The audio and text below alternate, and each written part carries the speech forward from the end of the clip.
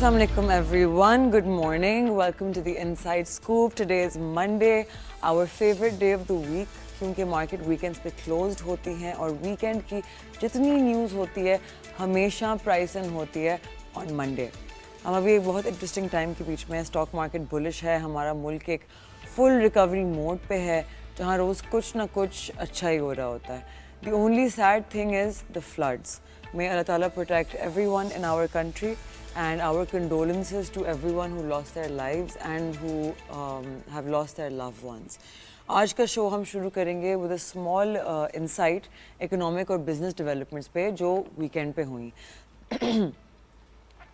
सोचें कि सिर्फ 4 महीनों में इंडियन रुपी का हाल ऐसा हुआ है कि चाइनीज़ युआन अगेंस्ट ऑलमोस्ट 6% गिर गया है. और फिर वो मोमेंट जब इंडियन रुपी ने 88 की साइकोलॉजिकल बैरियर तोड़ दिया अगेंस्ट द डॉलर, एक ऐसा लेवल जो इन्वेस्टर्स के लिए रेड अलर्ट बन गया. इंडियन रुपी एशिया की सबसे वीक परफॉर्मिंग करेंसी बन चुका है इस साल में in the comparative performance of the year. और इमेजिन करें कि reserve bank of India bar bar market में घुस के इस फ्री फॉल को रोकने की कोशिश कर रहा है, लेकिन उसका गिरना रुक नहीं रहा. अब कॉन्ट्रास्ट में अगर हम देखें पाकिस्तान में क्या हो रहा है, जहां इंडियन रुपी आहिस्ता आहिस्ता से एक मेल्टडाउन शो कर रहा है, वहीं पाकिस्तानी रुपी क्वाइटली एक विनिंग स्ट्रीक बना रहा है. डॉलर के अगेंस्ट 10 दिन तक कंटिन्यूस गेंस 281 282 के बीच में एकदम स्ट्रॉन्ग स्टैंड. और जब अथॉरिटीज़ ने ब्लैक मार्केट डॉलर ट्रेडिंग पर क्रैक डाउन किया, सिर्फ एक दिन में रुपी 1 फुल रुपी अप्रिशिएट हो गया. ये सिर्फ स्टेबिलिटी नहीं है, ये रेजिलियंस है. इन्वेस्टर्स के लिए क्लियर सिग्नल है. जहां एक तरफ पैनिक है, दूसरी तरफ पाकिस्तान का रुपी क्वाइटली स्ट्रेंथ दिखा रहा है and we are beginning to shine on a global stage. अब बैंकिंग सेक्टर की तरफ हम आते हैं. पीएसएक्स पे लिस्टेड बैंक्स ने 2025 के फर्स्ट 6 महीने में अपनी हिस्ट्री का हाईएस्ट प्रॉफिट रिपोर्ट किया. सिर्फ फर्स्ट क्वार्टर में बैंक्स ने 326 बिलियन रुपीस का प्रॉफिट आफ्टर टैक्स बनाया. 19% growth year on year. Second quarter में 160 बिलियन का प्रॉफिट आफ्टर टैक्स जनरेट हुआ, तो 23% ज़्यादा था compare to last year. Net interest income ने रिकॉर्ड बनाया, ₹1 trillion in just half a year, up 22%. Non markup income भी ग्रो हुआ और डिपॉजिट्स रिकॉर्ड लेवल्स पे पहुंच गए. यूबीएल ने फास्टेस्ट डिपॉजिट ग्रोथ शो किया एट 32% टू ₹4.3 ट्रिलियन, जबकि एचबीएल ने भी सबसे बड़ा डिपॉजिट पेस मेंटेन कर रखा है एट 5.2 ट्रिलियन.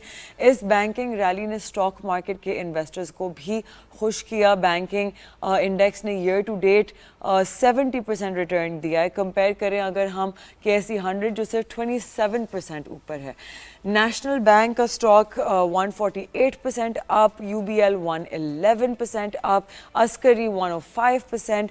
डिविडेंड सरप्राइजेज ने भी कॉन्फिडेंस बिल्ड किया, जैसे बैंक ऑफ पंजाब का पहला इंटरिम डिविडेंड एंड अस्करी का 2014 के बाद पहला पे आउट. बस एक वीक स्पॉट अगर है तो इस्लामिक बैंक्स के लिए है, जिनकी प्रॉफिट 13% नीचे गई due to lower interest rates and regulatory changes. लेकिन कन्वेंशनल बैंक्स ने इस लो रेट इन्वायरमेंट में भी 29% प्रॉफिट ग्रोथ दिखाई. फिर एक और बार कहानी है, एक और बहुत बड़ी कहानी है कि डेट साइड पे मिनिस्ट्री ऑफ फाइनेंस ने एक अनप्रेसिडेंटेड काम किया. ₹2600 बिलियन से ज़्यादा डोमेस्टिक डेट रिटायर किया instead of maturity ahead of maturity. सिर्फ सेंट्रल बैंक का ही ₹1.6 ट्रिलियन डेट रिटायर हुआ विद इन 59 डेज. इससे पाकिस्तान ने अपना स्टेट बैंक का बर्डन जो 5.5 ट्रिलियन से 3.8 तक रिड्यूस कर दिया. Almost 30% cut before 2029 maturity. इससे रीफाइनेंसिंग रिस्क कम हुए, फिजिकल स्पेस ज़्यादा मिली और एवरेज मैच्योरिटी और डोमेस्टिक डेट इम्प्रूव होके 3.8 ईयर्स हो गई, जो IMF के टारगेट से भी बेहतर है. गवर्नमेंट ने फिजिकल ईयर 2025 में ही PKR 800 बिलियन सेविंग्स की इंटरेस्ट पेमेंट्स की हैं. ये डेट डिसिप्लिन एक पॉजिटिव सिग्नल है ग्लोबल मार्केट्स के लिए. और आखिर में पेट्रोलियम प्रोडक्ट्स की अपडेट. पेट्रोल की प्राइस कांस्टेंट है एट 264.6 पर लीटर, लेकिन डीजल की प्राइस थोड़ा एडजस्ट हुई 269.9 पर litre. Kerosene and light diesel oil की प्राइसेस थोड़ी नीचे आई हैं, ₹1.46 एंड 2.4 कम किए हैं. ये एडजस्टमेंट्स एक सिग्नल है कि गवर्नमेंट प्राइसेस को कंट्रोल रखने की कोशिश कर रहा है despite international volatility. So to wrap up, एक तरफ इंडिया का रुपी कोलैप्स कर रहा है टैरिफ्स और वीक इन्फ्लोज की वजह से, एंड दूसरी तरफ पाकिस्तान का रुपी ग्रेजुअली अप्रिशिएट कर रहा है स्टेबिलिटी और रिफॉर्म्स के through. Banking sector record profits बना रहा है, गवर्नमेंट डेट रिस्पॉन्सिबिलिटी रिटायर कर रही है, and petroleum prices manageable levels पे मेंटेन हो रही हैं। ये सारी कहानी एक चीज़ क्लियर करती है कि पाकिस्तान की इकॉनमी अब बहुत बेहतर लग रही है compare to its neighbours, and policy makers का फोकस स्टेबिलिटी और ग्रोथ पे है। On that note we are going to take a very short break. इसके बाद हम वापस आएंगे and we are going to have very special guest with us to discuss the markets and the economy. तो कहीं ना जाएगा, स्टे विद अस। आप देख रहे हैं the inside scoop. I am Mashal Khan.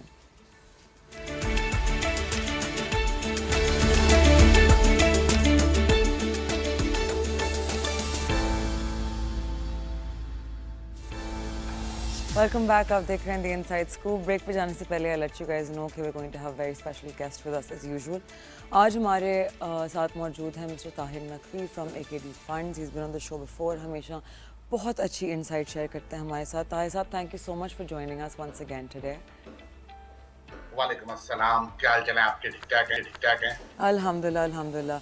तो ताहिर साहब, सबसे पहले I would like to ask you कि ये जो हमारी करंट फ्लड सिचुएशन है, what do we see the effect on the stock market being in the next few months because of it? अच्छा, if we talk about next few months, जी normally होता क्या है कि एक नेचुरल डिजास्टर है, no doubt हमारी economy को मैसिव हिट आ रही है, इससे एक बड़ा डिजास्टर है। But right after the flood हम एकदम से वो जो होता है ना रिकंस्ट्रक्शन, ठीक है, या चीजों को दोबारा सुधारने की तरफ एक मैसिव एक्टिविटी देखेंगे। रिजल्ट टू दैट होगा क्या कि आपके सीमेंट स्टील सेक्टर में एकदम से डिमांड जनरेट होगी। अच्छा, फ्लड के बाद एक क्वेश्चन फिर वो जिसे कहते हैं ना, लोगों के जहनों में आ रहा है कि हम लोगों ने डैम्स क्यों नहीं बनाए, ठीक है ना, या हमें डैम्स की फर्दर जरूरत है या नहीं है। तो वो एक सिंपल सा आंसर है, वी नीड डैम्स। तो बिलीव इन नियर फ्यूचर हम देखेंगे कि इसके ऊपर कोई पेशरफ्त होगी और डैम्स के ऊपर भी बात चली जाएगी कि डैम्स बनाने चाहिए। पंजाब गवर्नमेंट, फेडरल गवर्नमेंट दोनों इस ओपिनियन के कि हमें फर्दर डैम बिल्ड करने चाहिए। तो उसमें हमें सीमेंट और स्टील में एक डिमांड नजर आएगी। हाँ, फॉर द टाइम बिंग हमें से इस महीने अगले महीने थोड़े से सीमेंट सेक्टर के ऑप्टिक्स डिक्लाइन करते हुए नजर आएंगे। डेफिनेटली अगर पानी फ्लडिंग हुई हुई है तो उसका इम्पैक्ट तो आएगा। बिल्कुल ठीक। तो अभी our market made a very strong movement all the way from 125,000 points all the way up to 150,000। हमारी कंसोलिडेशन पीरियड अगर हम देखें कि जब हम 116 और 122,000 इंडेक्स पॉइंट्स के बीच में कंसोलिडेट कर रहे थे फ्रॉम जनवरी टू मार्च, तो वो एक लार्जर रेंज भी थी। वो एक ऑलमोस्ट 2.5% की रेंज बनी हुई थी जिसके बीच में हम we were oscillating, and then ऊपर से हमने वहाँ बहुत टाइम स्पेंड किया था। आफ्टर विच फिर क्रॉस बॉर्डर टेंशंस हुई, we fell down to 103,000 index points, फिर वहाँ से बहुत ज़ोरदार रैली आई टूवर्ड 120,000 पॉइंट्स अगेन। तो यहाँ अगर हम परसेंटेज वाइज देखें तो जहाँ थोड़ी सी भी सेलिंग आती है ना, वहाँ हमारी सपोर्ट बहुत स्ट्रॉन्ग बैठी हुई है। The index does not fall below 147,000 points, and currently the consolidation zone is यही बिटवीन सम 1.25-1.4% के बीच में हम घूम रहे हैं। तो उसी बेसिस पे आई एम अस्यूमिंग कि हम शायद हमारा जो 8 का प्राइस मल्टीपल हिस्टोरिकली एक कूल ऑफ रहा है इंडेक्स के लिए, जहाँ से फिर बेयर मार्केट आना शुरू होती है, हम शायद इसको क्रॉस कर पाएँ and we could possibly start a rally toward हमारे जो पुराने मल्टीपल्स होते थे बिफोर 2008 जो अराउंड 13 के होते थे। What is your take on this? अच्छा, देखिए, प्राइस अर्निंग मल्टीपल या आप जिस तरह मेरा लास्ट प्रोग्राम में भी हमारी बात हो रही थी कि 150 हो जाएगी, 160 हो जाएगी, तो मेरा एक सिंपल सा ओपिनियन था, index is just a number, ठीक है। अगर हम इंडेक्स को देखना शुरू कर देंगे तो शायद बहुत सारी चीजें हम मिस कर जाएंगे, ठीक है। एक साइकोलॉजिकल लेवल अभी आजकल बना हुआ है, 1,50,000 का इंडेक्स, 1.5 लाख का इंडेक्स हो गया है, तो वो एक साइकोलॉजिकल बैरियर बना हुआ है। In my humble opinion, market still has a potential, ठीक है। दूसरी बात जो आपने की कि जरा सा डिप आती है 146 147 के अराउंड मार्केट जाती है तो वो एक डिमांड जनरेट हो जाती है। अच्छा, उसके पीछे मेजर रीजन जो है मार्केट में इस वक्त मैसिव लिक्विडिटी अवेलेबल है। ठीक है, दूसरा ऑप्शन आपके पास क्या है, 9-10% पे आप फिक्स इनकम वाली साइड पे चले जाओ। अच्छा, 9-10% इज नॉट एनफ के लोगों की नीड्स को एड्रेस कर सके या लोगों का इन्वेस्टमेंट रिटर्न को एड्रेस कर सके।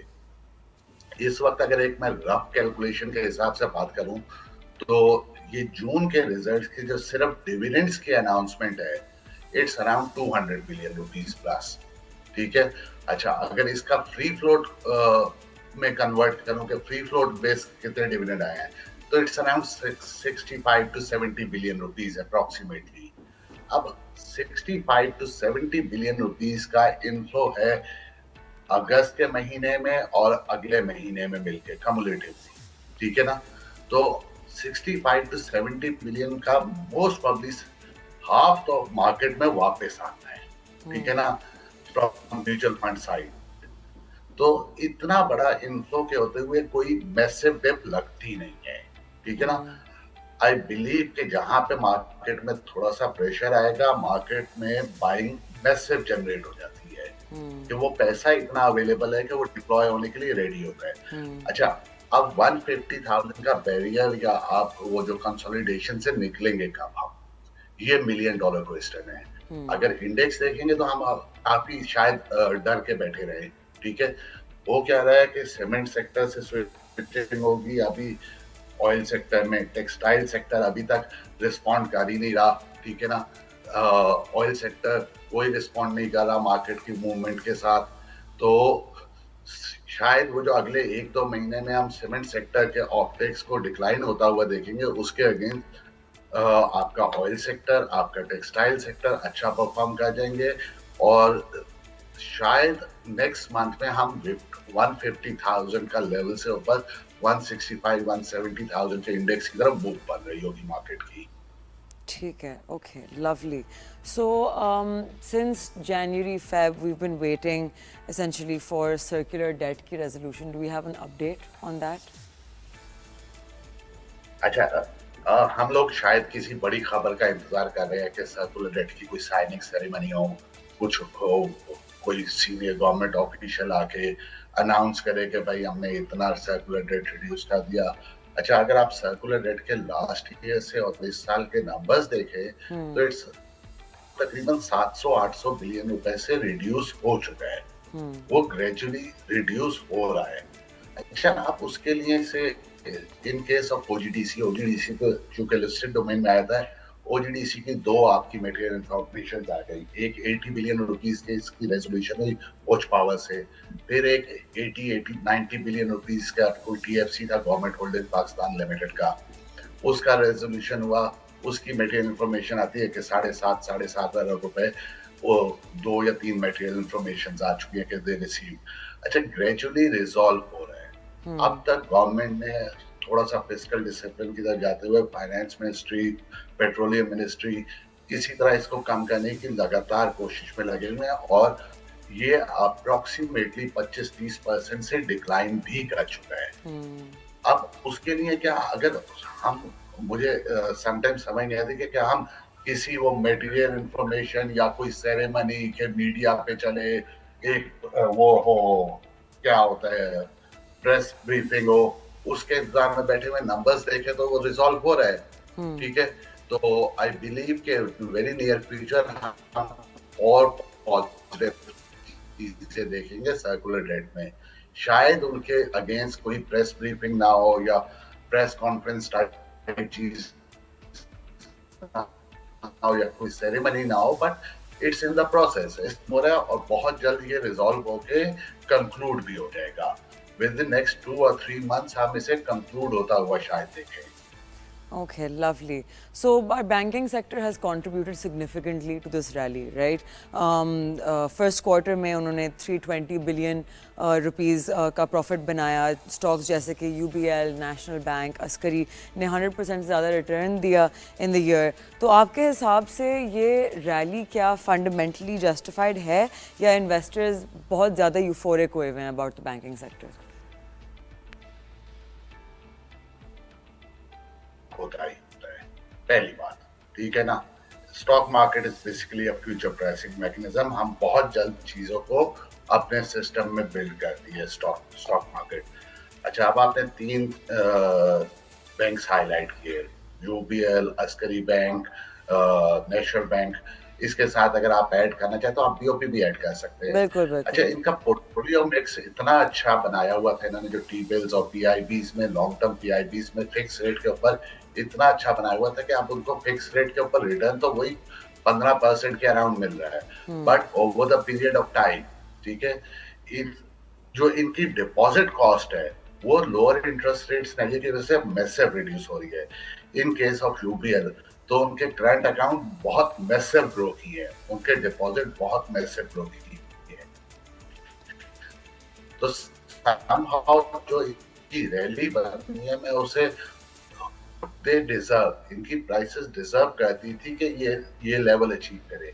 और स्टिल आई स्ट्रांगली बिलीव कि ये 4-5 बैंक्स में बहुत रूम अभी भी अवेलेबल है। क्यों? अभी हमें इंटरेस्ट रेट फर्दर इधर नीचे जाते हुए लग रहे हैं या इस लेवल पे स्टेबल रहेंगे। नीचे जाने के चांसेस थोड़े से कम हो गए due to that these floods हो गया या ऑयल प्राइसेस। तो स्टेट बैंक एक कॉशियस स्टांस लेके एक लेवल पे मेंटेन कर रहा है, ठीक है। तो आई बिलीव कि इनकी कॉस्ट ऑफ फंड नीचे ही रहेगा। ऑन द अदर हैंड इनका जो पोर्टफोलियो मिक्स है, उसकी ड्यूरेशन अभी भी 2-2.5 साल की अवेलेबल है, जिसपे keep on earning higher returns, ठीक है ना। तो इनकी अर्निंग्स इंटेक्ट रहेगी for the next 1 or 2 years। Okay, lovely. So petrol and diesel की So I price. believe we can still there's a role in all these। Okay, lovely. Thank you so जी। much for that. तो petrol and diesel की prices mostly stable रखी गई हैं with very small adjustments. Diesel में थोड़ी सी movement आई है compare to petrol which is more stable. क्या आपको लगता है कि ये पॉलिसी या ये जो पेट्रोल की प्राइसेस को सस्टेन करने के पीछे जो रीजंस हैं, is it to control inflation या is it to give the public relief या इज़ इट बिकॉज हमारी किसी तरह से we manage to hold our grounds between crude oil lack of stability globally? आप किस चीज़ को पे आपको लगता है कि गवर्नमेंट का ज़्यादा फोकस है? अच्छा, इस पे थोड़ा सा अगर हम इसे थोड़ा सा डिफरेंट पर्सपेक्टिव से देखें, over the period of last 3 or 4 months, एक तो रीजनल जो ईरान वाला कॉन्फ्लिक्ट हो गया, इसराइल वाली साइड पे कॉन्फ्लिक्ट चल रहा है, उससे थोड़ा सा इंटरनेशनल मार्केट में ऑयल प्राइसेस ऊपर गए, ठीक है। प्लस जब वो डिप पे आ रही है तो इसे पास ऑन नहीं किया जा रहा। सिर्फ डीजल के पिछली दफा प्राइस कम की गई और इस दफा भी डीजल की प्राइसेस कम की गई। अच्छा, डीजल की प्राइस कम होने से क्या होता है कि डायरेक्टली वो इम्पेक्ट करती है आपके इन्फ्लेशन को कंट्रोल करने में, ठीक है, या उसे नीचे लाने में। तो it's a very good decision making process कि आप इन्फ्लेशन को कंट्रोल करें। हाँ, अब डोमेस्टिक यूज वाला पेट्रोल नॉर्मली डोमेस्टिक यूज में होता है, वो से ट्रांसपोर्टेशन या इन्फ्लेशन के ऊपर इतना इम्पैक्ट नहीं डालता, ठीक है, वो एक जगह इंटेक्ट रखा हुआ है। प्लस दूसरा जो हमारा पिछले क्वेश्चन के साथ इसे थोड़ा सा रिलेट कर देता हूँ कि जब सर्कुलर डेट की बातें चल रही थी तो डेफिनेटली गवर्नमेंट बोरो करके या कहीं से पैसा अरेंज करके वापस करने की बात करना पड़ेगा उसे। सर्कुलर डेट में जो पैसा देगी वो कहीं से वापस करना, तो उसके लिए फंडिंग सोर्स जो था उसका पेबैक का, उसके ऊपर बात होती थी कि पीडीएल बढ़ा देंगे से ₹5 पर लीटर या व्हाटएवर, ठीक है। तो बेसिकली वो जो पेट्रोल प्राइसेस शायद मेंटेन रख रहे हैं, वो शायद वो पीडीएल को इनकॉर्पोरेट कर रहे हैं या पीडीएल को थोड़ा सा बढ़ा रहे हैं ताकि एक फंडिंग सोर्स या सोर्स ऑफ इनकम हो जिसके अगेंस्ट वो सर्कुलर डेट और दूसरी चीजों को या दूसरे डेवलपमेंट प्रोजेक्ट्स को एड्रेस कर सके। Okay, lovely. सो अभी with the current rally in the market, बहुत लोग कह रहे हैं कि अब मार्केट का यहाँ से इंक्रीज होना, कोई सिग्निफिकेंट इंक्रीज देखना वुड बी एट्रीब्यूटेड अगर हमारे पास फॉरेन इन्वेस्टमेंट आए। Do you have any information कि foreign investors are they looking at Pakistan to invest in, क्योंकि हमारी S&P एंड मूडी दोनों की रेटिंग्स हमारी इंक्रीज हो गई हैं? Do we think this is a possibility? देखें, फॉरेन इन्वेस्टर जब भी आता है वो टॉप डाउन अप्रोच के साथ आता है। वो सबसे पहले मुल्क की रेटिंग, मुल्क की इकोनॉमी को देखता है, ठीक है। फिर उसका सेकंड लेवल पे जो आता है वो आता है कंपनी की परफॉर्मेंस या कंपनी के वो। तो रेटिंग्स इंप्रूव होने का मतलब ये है कि पाकिस्तान एक स्टेबल जोन में चला गया। वो जो एक हम बहुत बात करते थे कि डिफॉल्ट हो रहा है, ये हो रहा है, हमारे पास पैसे खाने के नहीं, ये है। अब हम स्टेबल जोन में चला गया। अच्छा, उस स्टेबल जोन में आपकी रेटिंग एजेंसीज ने भी एक्नॉलेजमेंट दे दी, एंडोर्स कर दिया कि भाई वाकई पाकिस्तान स्टेबिलिटी की तरफ आ गया है। तो वो जो हमारे पास फॉरेन इन्वेस्टर का आउटफ्लो था, जो पाकिस्तान से अब थोड़ा सा उनका जो पॉइंट ऑफ व्यू है पाकिस्तान को देखने का, वो over the period of time change होने जा रहा है, ठीक है। शायद हम इन नियर फ्यूचर थोड़ा सा से डाउन द रोड 2 और 3 मंथ्स, ठीक है, हम फॉरेनर्स को मार्केट में पार्टिसिपेट करता हुआ विटनेस करेंगे। अच्छा, वो जो फॉरेनर्स की पार्टिसिपेशन है, जिस तरह आपने कहा कि वो नेक्स्ट रैली के लिए वो जरूरी है या उसकी एक्सपेक्टेशन है, आई बिलीव कि हम फॉरेनर्स का इन्फ्लो देखेंगे, आपके पास इन्फ्लोज आएंगे और उसके अगेंस्ट आपकी मार्केट फर्दर परफॉर्म करेगी। Lovely. And a lot of countries, जब उनकी economies, especially before becoming well-established global participants on the economic front, it is very important for a country कि वो अपनी industrial boom के through गुजरें, right? This happened with China, this happened with India, this happened with numerous other countries. It seems if Pakistan is trying to bypass the industrial boom and just get to the point of being a stable economy, लेकिन actually जब तक वो boom नहीं आएगा, हमारी economy में इतनी jobs नहीं create होंगी, opportunities नहीं create होंगी, we will not follow that natural course. अब इसमें ये बात आ जाती है कि हमारी बहुत सी policies ऐसी हैं, हमारी taxation बहुत high है, cost of production बहुत high है. Do you think it is possible for Pakistan to establish itself without seeing an industrial boom, या that is going to be a necessary course of action और हम उस तरफ जाते हुए अपने मुल्क को देख रहे हैं? देखें, विदाउट इंडस्ट्रियल बूम, ठीक है, किसी भी मुल्क के लिए ग्रो करना एक तकरीबन नामुमकिन है, ठीक है ना। तो आई बिलीव कि हमारा इंडस्ट्रियल बूम आएगा और इट्स इन अ मेकिंग, ठीक है। समहाउ कुछ इंटरनेशनल इवेंट प्रो पाकिस्तान होते जा रहे हैं। से अब हम जो लास्ट वॉर से गुजरे, उसके बाद अगर आपने देखा हो कि पाकिस्तान की सिग्निफिकेंस एकदम से एनहांस हुई। अच्छा, उसके बाद हमने ये टैरिफ्स वाली सिचुएशन में देखा है। तो अब हम इन केस ऑफ टैरिफ्स, ठीक है, हम पूरे रीजन में ऑन द लोअर साइड हैं, ठीक है। इंडिया के ऊपर 50% टैरिफ इम्पोज हो गए। अच्छा, अब डेफिनेटली जब आपका टेक्सटाइल सेक्टर दूसरी चीजें से कल वो एक पिछले दिनों एक न्यूज आइटम सर्कुलेट कर रहा था कि Pak Elektron is going to export transformers, पता नहीं कितने $1 मिलियन के कोई ऑर्डर के ऊपर बात हो रही थी कि वो एक्सपोर्ट करेगा टू यूएसए। तो ये सारे साइंस जो हैं, सिम्टम्स जो हैं, वो इंडस्ट्रियल बूम के ही हैं। डेफिनेटली इसको आपको ऑन ग्राउंड नजर आने में टाइम लगेगा। और वो जो बहुत सारे लोगों का है कि हमारी इंडस्ट्री नहीं परफॉर्म कर रही या नहीं चल रही, सिर्फ मैं अगर आपके इंडस्ट्री के तमाम इंडस्ट्रीज, खा वो ऑटो हो, खा वो सीमेंट हो, खा वो स्टील हो, खा वो टेक्सटाइल हो, ठीक है, सिर्फ आपके इनके रेवेन्यू नंबर्स की ग्रोथ देख लें पिछले एक साल में, तो आपको नजर आएगा कि इंडस्ट्री रिवाइव हो रही है और बूम की तरफ स्टार्ट मूविंग टुवर्ड्स बूम। तो हमें वेरी नियर फ्यूचर आपको अच्छा बूम इंडस्ट्री में नजर आएगा, और स्पेशली अगेंस्ट यूएस टैरिफ्स जो इंडिया के ऊपर इम्पोज हुए हैं। हमारा मेजर कंपटीशन में इंडिया भी एक था।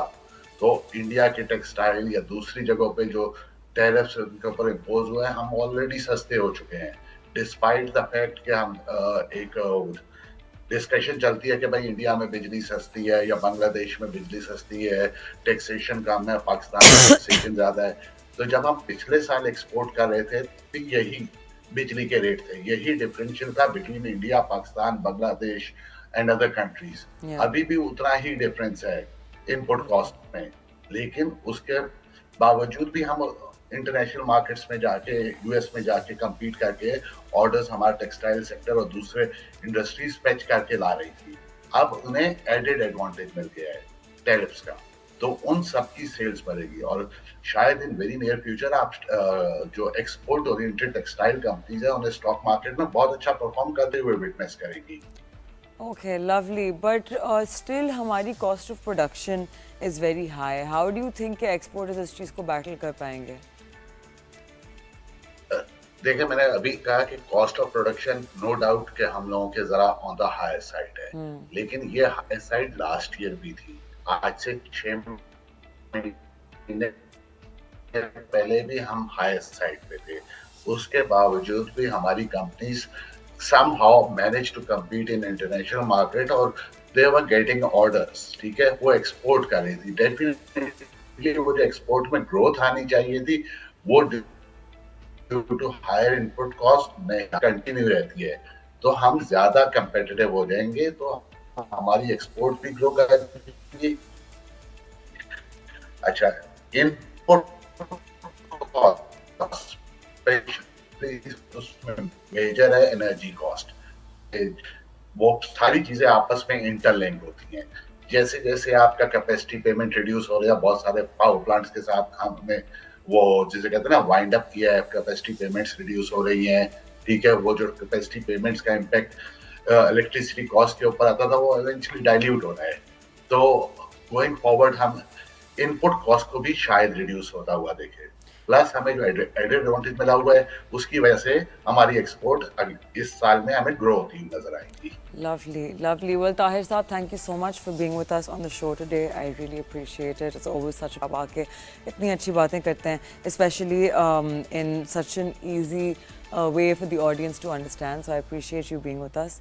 And आप लोगों को मैं फिर से याद दिलाना चाहूँगी कि regulated markets में please participate करें ताकि your money is safe. Remember कि game आपकी investments की long term की होती है।